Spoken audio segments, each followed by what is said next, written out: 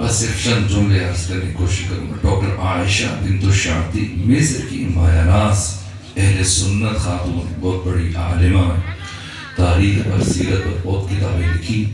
یہ اہل سنت خاتون جن کا نام ڈاکٹر عائشہ بنت الشاطی، ایک کتاب ثانیہ زہرا سے متعلق لکھی. اس کتاب کا نام ہے البطلۃ الحریہ، یعنی کربلا کی شیر دل خاتون. اور اس میں انہوں نے جہاں سے بات کا آغاز کیا، کہا اونٹ ایک لکڑی ہے کہ باقی لکڑیوں کے درمیان، شیشم کے درمیان دیا ہے، کیکر ہے، باقی لکڑیاں ان کے بیچ میں رکھیں تو آپ ظاہری طور پر فرق معلوم نہیں کر پائیں گے، لیکن چونکہ دیکھنے میں ایک جیسی، لیکن جیسی آپ یہ لکڑی اٹھا کر اسے آگ کی بھٹی میں ڈالیں گے تو اسے ایسی خوشبو اٹھے گی جو میلوں دور تک پھیل جائے گی. جب تک جلدی نہیں ہے لوگ اس کے کمال سے بے خبر رہتے ہیں. کہ اسی طرح سے ثانیہ زہرا سلام اللہ علیہا، وہ بی بی کہ جس کے لیے پیغمبر گرامی اسلام نے سر ابیہا کا لفظ استعمال کیا، وہ بی بی جو اپنے علی جیسے باپ کے لیے خود ایک راز ہے، لیکن حق تعالیٰ نے اس راز کے جمال کو کہاں ظاہر فرمایا کہ جس طرح سے اونٹ یہ لکڑی جلتی ہے تو لوگوں کے اس کے وجود کا پتہ چلتا ہے، کہ اسی طرح اگر یہ بی بی مدینہ میں ہی رہ جاتی تو کسی کو اس بی بی کے کمالات اور فضائل اور عزت و شرف کا اندازہ نہ ہوتا. لیکن جب یہ بی بی کربلا و کوفہ و شام کے حوادث، مسائب، مشکلات کی بھٹی میں جلی گی تو آپ کی کردار کی خوشبو اس طرح پوری دنیا میں پھیلی کہ قیامت تک نام زینب بنت علی زندہ رہے گا. اس لیے کہ 1,24,000 انبیاء کی ساری محنت کو بچایا حسین ابن علی نے، اور حسین ابن علی کی محنت کو بچانے والی زینب بنت علی سلام اللہ علیہ. یہ اشعار جس شاعر نے بیان کیے اس سے متعلق عجیب ہے. آیت اللہ مرشی نجفی فرماتے ہیں، وہ فرماتے ہیں کہ ایک شب آقا امام زمانہ مجھے خواب میں مجھ سے کہا مرشی جاؤ فلاں گلی میں ایک شاعر رہتا ہے، اسے چل کے میرا سلام پہنچاؤ اور اس سے کہو کہ رات جو اشعار تم نے لکھے وقت کا امام تمہارا شکریہ ادا کر رہا ہے. آیت اللہ مرشی نجفی کہتے ہیں میں گیا، چل کے دقلباب کیا، شاعر سے سلام ہوا، اس سے بات ہوئی اور میں نے امام کی طرف سے شکریہ ادا کیا. اور جب میں پلٹنے لگا تو میرے دل میں ایک خیال آیا کہ بھلا وہ کون سے اشعار ہیں کہ جن کے لیے زمانے کا امام اس شاعر کا شکریہ ادا کر رہے ہیں. میں کہا شاعر اگر مناسب سمجھو تو وہ کلام اٹھا لاؤ، مجھے بھی دکھاؤ کہ کیا شعر کہے تم نے. اور جب وہ شاعر اپنا کلام اٹھا کر لایا تو اس کا پہلا شعر یہ تھا کہ سر نئی در نئی نوا می ماند اگر زینب نبود، کربلا در کربلا می ماند اگر زینب نبود، کربلا کربلا ہی میں رہ جاتی اگر زینب بنت علی نہ ہوتی. 1,24,000 انبیاء کی ساری محنتوں کو بچایا حسین ابن علی نے. حسین ابن علی کی محنت کو کس نے بچایا؟ امام زمانہ. نہ یہ 14 اس بی بی کا شکریہ ادا کر رہے ہیں. کیا مقام ہے، کیا عزت ہے، کیا شرف ہے، کیا منزلت ہے اس بی بی کی کہ حسین ابن علی جو سید شباب اہل الجنہ ہے، جنت میں انبیاء، اولیاء، صالحین، اتقیاء، اولین و آخرین، اللہ نے ان سب پر جس ہستی کو سردار معین کیا، یا امام حسن ہے یا امام حسین ہے. پیغمبر اسلام نے فرمایا کہ الحسن والحسین سیدہ شباب اہل الجنہ و ابوہما افضل منہما. اور حسن و حسین جوانان جنت کے سردار ہیں، ان کے بابا علی خود ان دو سے بھی افضل ہیں. امام حسین جوانان جنت کے سردار، تمام اہل جنت کے سردار. یہ حسین ابن علی میں کیا ضرورت ہے؟ مگر کیا کبھی کسی معصوم کی زندگی میں آپ نے پڑھا کسی امام نے، کسی معصوم نے کسی سے کہا ہو کہ میرے لیے دعا کرو؟ معصوم دوسروں کی دعا سے بے نیاز ہے، اسے دوسروں کی دعا کی حاجت نہیں. مجھے نہیں معلوم ثانیہ زہرا کا مقام، اس بی بی کی عزت و شرف.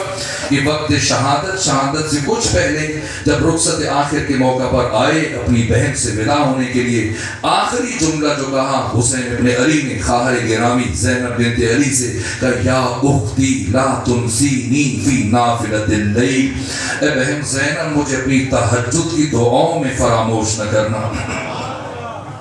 کیا شرف ہے، کیا مقام ہے. اس لیے عرض کروں، بس یہ آخری جملے عرض کر رہا ہوں، بظاہر یہ بیوی پنجتن پاک کی فہرست میں شامل نہیں، لیکن بباطن یہ بیوی خلاصہ ہے پنجتن پاک کا. کبھی محمد بنی، کبھی علی بنی، کبھی فاطمہ بنی. کب محمد بنی؟ پیغمبر اکرام اسلام نے اپنی زندگی میں سب سے زیادہ جس عمل کو انجام دیا وہ علی ابن ابی طالب علیہ السلام کی ولایت ہے، آپ کی عظمت و فضیلت ہے، آپ کی قیادت و سیادت و رہبری. امامت کا اعلان ساری زندگی قدم قدم پر اعلان کیا، کوئی موقع نہیں جانے دیا.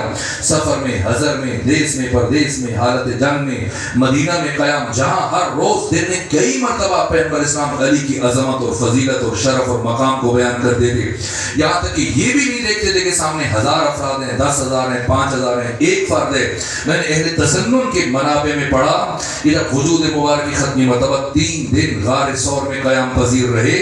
جب مکہ سے روانہ ہوئے تھے مدینہ کی جانب، غار ثور میں 3 دن ٹھہرنے کے بعد جب ختمی مرتبہ غار ثور سے باہر آئے اور پیغمبر اسلام کا ساتھی عبداللہ بن عثمان بن عامر کے پہلے نام عتیق تھا، پھر پیغمبر نے بدل کے عبداللہ رکھا، عبداللہ بن عثمان بن عامر جن کی کنیت ابو بکر ہے. یہ ساتھی غار میں 3 دن مسلسل پیغمبر اسلام کے ساتھ اور اہل سنت کے برجستہ مورخین نے، سیرت نگاروں نے یہ جملہ لکھا کہ جیسے ہی پیغمبر اکرام اسلام غار ثور سے باہر آئے، ابو بکر کے ہاتھ پر ہاتھ رکھا اور فرمایا یاد رکھنا اے ابو بکر، کفی و کف علی فی العدل سوا، میرا ہاتھ اور علی کا ہاتھ عدالت الہیہ میں برابری کی منزل پر ہے.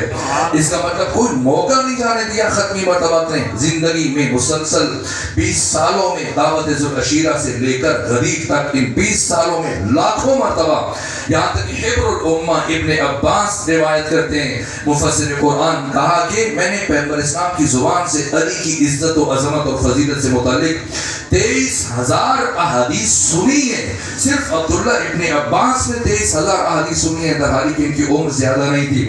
اس کا مطلب پیغمبر نے ساری زندگی جس چیز کو بیان کیا کہ علی کی امامت ہے، علی کی ولایت ہے، علی کی عظمت، ساری زندگی زبان سے بیان کیا. اور اپنی رخصت سے، اپنی رحلت سے 70 دن پہلے میدان قوم غدیر میں عمل سے علی ابن ابی طالب کو اپنے ہاتھوں پہ بلند کر کے من کنت مولا فہذا علی المولا کا 2 طرح سے علی کی ولایت کا اعلان کیا. مجھے بتائیں پہلے علی کی ولایت کا اعلان پیغمبر اسلام نے کیا ہے، دوسرے علی کی ولایت کا اعلان کون کرے؟ علی زین العابدین کی امامت کا اعلان کون کرے؟ اس لیے کہ جس نے اعلان کرنا تھا وہ تو 13 ضربوں سے زیر خنجر شہید ہو رہا ہے. یہ کام ثانی زہرا نے کیا اور دونوں طرح سے کیا، زبان سے بھی کیا اور عمل سے بھی کیا. جیسے پیغمبر نے زبان سے بھی کیا، عمل سے بھی کیا. زبانی اعلان کب کیا؟ جب خیام میں آگ لگی اور ایک مرتبہ جب آگ خیمے جل رہے تھے اور جلتے ہوئے خیموں کے قریب کھڑے ہو کے سید سجاد سے پوچھتی ہیں، سید سجاد بتائیں آپ امام وقت ہیں، کیا کریں؟ جل کے مر جائیں یا بے ردا خیموں سے باہر نکل جائیں؟ کیوں یہ مسئلہ پوچھنی ہے؟ کیا ثانی زہرا عالمہ غیر معلمہ، وہ بیوی کے ولید کے دربار میں، ابن زیاد کے دربار میں جب اس نے بیوی کی توہین کرنا چاہی اور جب بیوی سے پوچھا کہ اے علی کی بیٹی بتا تو نے کربلا میں اپنے خدا کو کیسا پایا؟ یہ سوچ رہا تھا کہ بیوی اپنے مسائل بیان کرے گی، اپنی مصیبتوں کا ذکر کرے گی. میرے بھائیوں کو مار دیا گیا، میرے بھتیجوں کو قتل کر دیا گیا، میرے بیٹوں کو مار دیا گیا، میرے بھائی کی لاش پر گھوڑے توڑا دیے گئے، ہماری چادریں چھین لی گئیں. بیوی اپنے مسائل بیان کرے گی، میں اہل دربار کے ساتھ مل کر مذاق اڑاؤں گا، ہنسوں گا، کہکے لگاؤں گا. اس کے فہم و گمان بھی نہیں تھا کہ ثانیہ زہرا کیا جواب دے گی. جیسے ہی اس نے پوچھا علی کی بیٹی بتا تو نے کربلا میں اپنے خدا کو کیسا پایا، لبھائے زینبی میں جنبش پیدا ہوئی. فرمایا ما رأیتو الا جمیلا، میں نے کربلا میں اپنے خدا کو بہت حسین دیکھا ہے. یہ اتنا وزنی جملہ تھا، یہ اتنا بڑا جملہ تھا کہ امام وقت علی زین العابدین جو قریب کھڑے تھے آپ کی آنکھوں سے اشکوں کی دھڑی بن گئی. اور یہ جملہ کا انا عمتی زینب عالمۃ غیر معلمہ، میری پھوپھی زینب عالمہ غیر معلمہ ہے، یعنی ساری کائنات میں سوائے اللہ کے کوئی بھی میری پھوپھی زینب کا استاد نہیں ہے.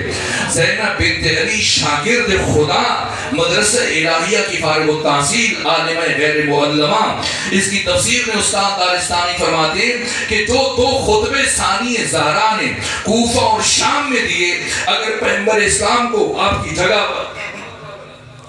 پیغمبر اسلام کو آپ کی جگہ پر آ کر ان دو مقامات پر خطبے دینے پڑ جاتے اور پیغمبر خطبہ دیتے تو بعینی وہی خطبے ارشاد فرماتے جو ثانی زہرا نے ارشاد فرمایا، نہ ایک لفظ کم نہ ایک لفظ زیادہ۔ اسی کہ جس طرح سے پیغمبر اسلام مدرسہ الہیہ کے فارغ التحصیل ہے، اسی طرح سے آپ کی بیٹی ثانیہ زہرا مدرسہ الہیہ کی فارغ التحصیل، وہ بی بی جنہیں خود امام سجاد عالمہ غیر معلمہ کی سند جاری کرنا ہے اپنی زبان عصمت سے، کیا یہ معمولی مسئلہ نہیں جانتی تھی کہ کیا کریں؟ پھر کیوں سید سجاد سے پوچھا؟